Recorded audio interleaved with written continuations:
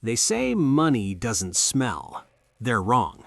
$2 million in vacuum-sealed plastic has a very specific scent. It smells like ozone, old paper, and a death warrant. My name is Mark Keller. In the world of car auctions, I'm a flipper. I buy what the insurance companies call totaled, the flooded, the smashed, the forgotten. I fix them just enough to pass an inspection and sell them before the check engine light comes back on. It's a gray life, but it was my life. Until lot number 4482, a 2019 Toyota Camry. The Copart listing was a dream. Freshwater flood, no mechanical damage, interior, minor stains. I won it for $6,800. In my head, I was already spending the $5,000 profit. The car arrived on Tuesday, smelling of river silt and stale air.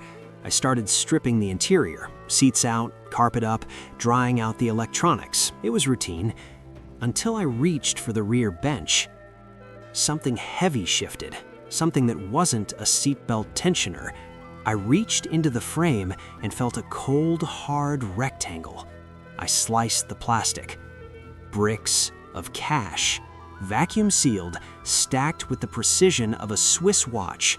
$2 million. I sat on the cold concrete for an hour staring at that Camry. Nobody forgets $2 million. This wasn't a stash, it was a payload designed to survive a border search. I ran a deep VIN check. This car hadn't just been flooded, it had been seized by Border Patrol, released under unusual circumstances, and then flooded just in time for the auction. It was a laundered ghost, and I just invited it into my house. Narrator. 2:17 a.m. The garage was pitch black, lit only by the glowing embers of my cigarette. Then my phone buzzed. Nice Camry, Mark. My heart didn't just beat, it hammered. I looked at the garage door, locked. I looked at the windows, covered. Then I crawled under the chassis with a flashlight. There, tucked inside the frame rail, was a GPS tracker. Its tiny red eye was blinking, steady and mocking. I crushed it with a floor jack, my first mistake. By sunrise, a black SUV was idling across the street. No lights, no plates, just a silent, predatory presence. I knew then, this wasn't a robbery. A robber would have kicked the door down. This was a professional recovery. I grabbed a backpack, shoved one $10,000 bundle inside, my insurance policy, and bolted for the Camry. I thought if I could get to a public place, I'd be safe. I was wrong. 10 minutes into the drive, 3 sets of headlights boxed me in. The pit maneuver sent me spinning. Sound, tires screeching, a violent crash, the hiss of an airbag deploying. Through the smoke, a man leaned into my window. He wasn't a thug. He wore a tailored suit and smelled of expensive sandalwood. "Relax, Mark," he said, his voice as calm as a Sunday morning. "We just want our property.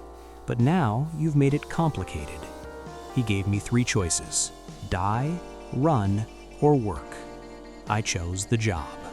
Or so I thought. 3 months passed. I tried to go legit. I closed the garage, took a job in fleet inspections, and waited for the axe to fall.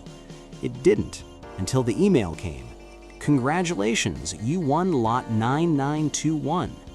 I hadn't even opened the website. The car arrived the next day. Same model, different VIN. I tore it apart in 10 minutes. Same cash, same packaging.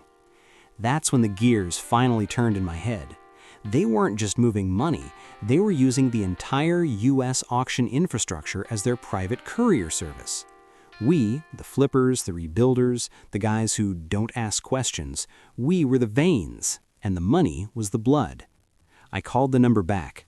"What if I say no this time?" "You already said yes," the voice replied.